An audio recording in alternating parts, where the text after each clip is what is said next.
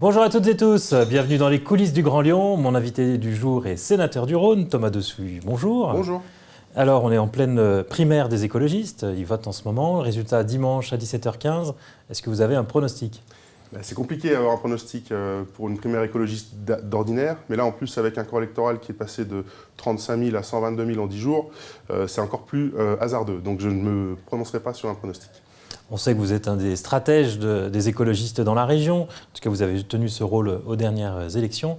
Est-ce que malgré l'échec des régionales, les écologistes peuvent encore croire à la présidentielle ? Mais bien sûr, on voit là, la primaire suscite déjà un premier engouement du peuple de l'écologie. Les 120 000, c'est les écologistes au sens large qui se réunissent sur cette primaire. C'est loin des millions des primaires des partis des autres. Mais actuellement, les partis traditionnels ne font même pas de primaire. Le dernier vote au Parti socialiste, c'était 20 000 personnes. Donc forcément, il y a un engouement autour de la primaire écologiste. Moi, je pense que de toute façon, vu l'urgence, c'est autour de l'écologie qu'on reconstruira, qu'on fera les réponses à la crise. Et donc forcément, je crois à un engouement pour la campagne écologiste.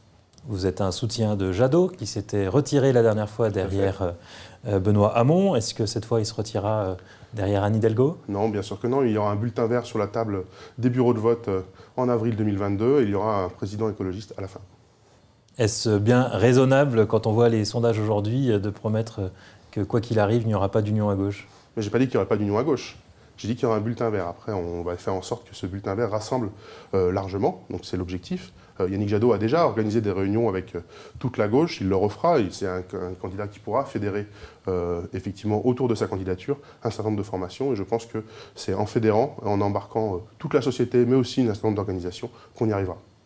Mais pourquoi vous dites qu'il y aura un bulletin vert ? Pourquoi vous ne dites pas plutôt en décembre, en fonction des sondages, il faudra se retirer derrière le mieux placé ? Parce que je pense que c'est l'écologie qui peut fédérer. On sait bien que les socialistes ne se rangeront pas derrière Jean-Luc Mélenchon. Jean-Luc Mélenchon ne se rangera pas derrière les socialistes. Moi, je pense que l'écologie peut fédérer tout ce corps électoral, tous ces électeurs et tous ceux qui veulent changer les choses.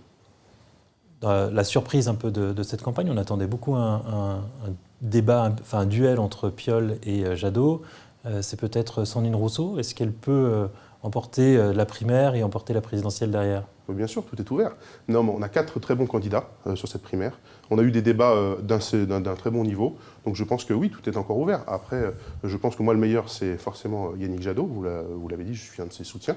Donc je pense qu'à la fin, ce sera Yannick et pas Sandrine. Mais chacun portait une vision de l'écologie un peu différente, avec une stratégie différente. Là, on a pu avoir des débats qui ont mis à plat toutes ces questions-là.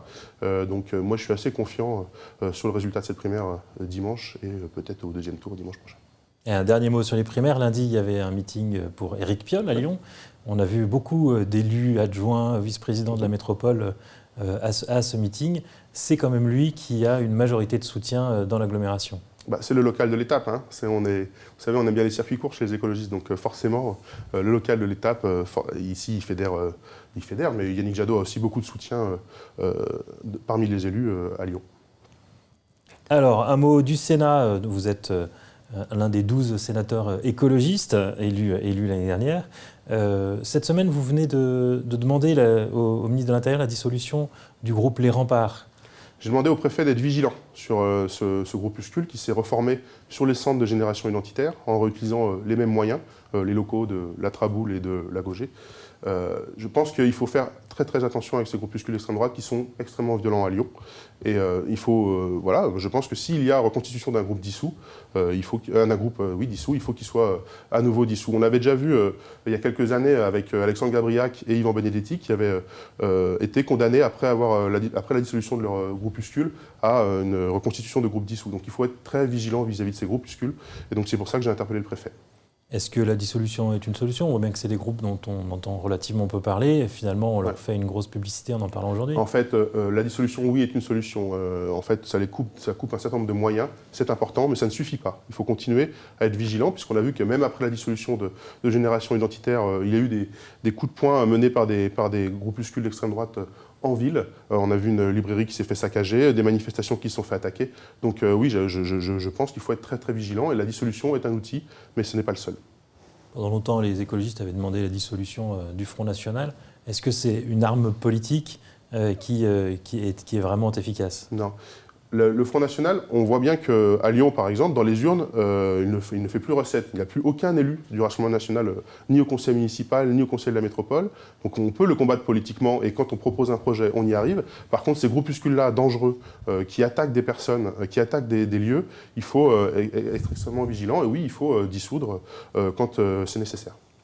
La même semaine, Gérald Darmanin a annoncé qu'il voulait dissoudre la Ligue de défense des Noirs africains. Est-ce que vous êtes pour ce type de dissolution aussi ? Il faut faire attention, mais bien sûr, si ces groupes sont violents et menacent l'ordre public, il faut les dissoudre.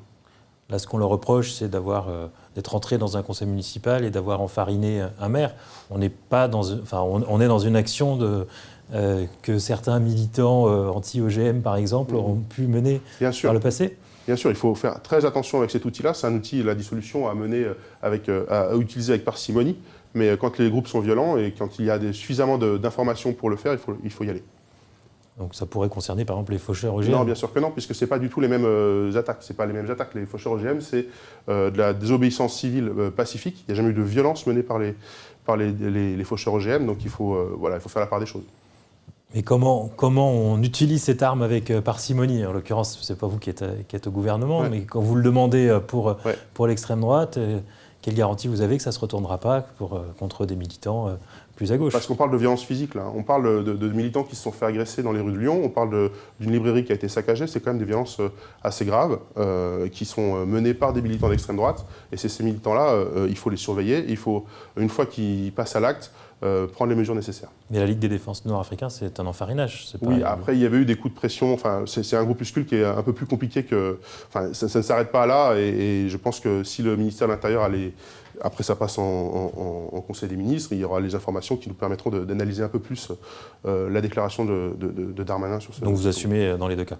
Dans les deux cas, quand il y a les informations nécessaires, moi, effectivement, la Ligue des défenses noires, je sais qu'il y a eu des coups de pression et je sais que ce n'est pas un groupuscule non violent. Donc il faudra être vigilant sur les motifs exacts qu'on n'a pas encore, que Darmanin va nous donner, mais il faut vraiment être vigilant. Oui.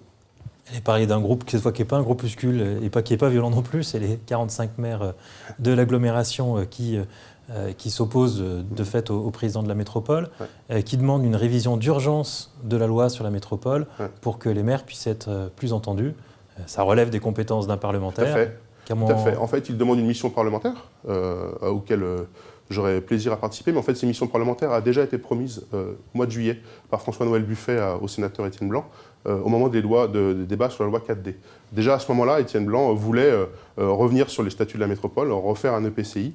À ce moment-là, pour qu'il retire cet amendement-là, François-Noël Buffet lui a promis une mission parlementaire. Et donc, elle est déjà dans les tuyaux, cette mission parlementaire. Donc, c'était un petit coup politique de rentrée d'exiger cette mission. En fait, elle existe déjà. Moi, je suis assez consterné par le niveau de la droite quand il parle de dictature pour désigner des élus au suffrage universel. Je trouve ça assez pathétique. Résumons un peu les enjeux sur cette loi métropole. La loi MAPTAM a créé le scrutin métropolitain, ce qui fait qu'effectivement Bruno Bernard a été élu au suffrage direct et non pas comme avant par les différentes municipalités. Mais résultat des courses, les maires sont beaucoup moins entendus dans la nouvelle organisation qu'ils ne l'étaient par le passé. Est-ce que ce n'est pas la responsabilité de Bruno Bernard de trouver des solutions pour que les maires soient associés à la politique de la métropole ? Bien sûr, mais ils sont associés. Il faut écouter ce que dit Bruno Bernard. C'est pas ce qu'ils disent. Oui, mais bien sûr que non, puisqu'ils veulent faire un coup politique de rentrée, ils y arrivent. Mais globalement, la porte du président de la métropole reste ouverte. Et en fait, on a des élus qui ont été élus sur un programme, pour faire un programme métropolitain. Donc c'est important. Moi, je pense que la logique des collectivités, des intercommunalités, c'est d'être élu au suffrage universel. Il faut un programme qu'on met pour tout le territoire face aux électeurs. C'est ce qui se passe ici à Lyon, donc c'est très bien. Donc à partir de ce moment-là, il faut que les élus puissent appliquer leur programme. Et ça ne se fait pas sans concertation. On a un certain nombre de concertations qui sont lancées là au mois de septembre, sur la zone à faible émission, sur les métros, sur les tramways. Il y a des choses qui se font, il y a des concertations qui se font. Donc aujourd'hui, maintenant, effectivement, il faut que tout le monde se remette autour de la table, tout le monde retrouve son calme et qu'on puisse avancer. Moi, la méthode, elle m'interroge. On a toute une droite qui, pendant la campagne, disait « Allez vers, vous allez casser le modèle métropolitain, vous allez casser l'économie ».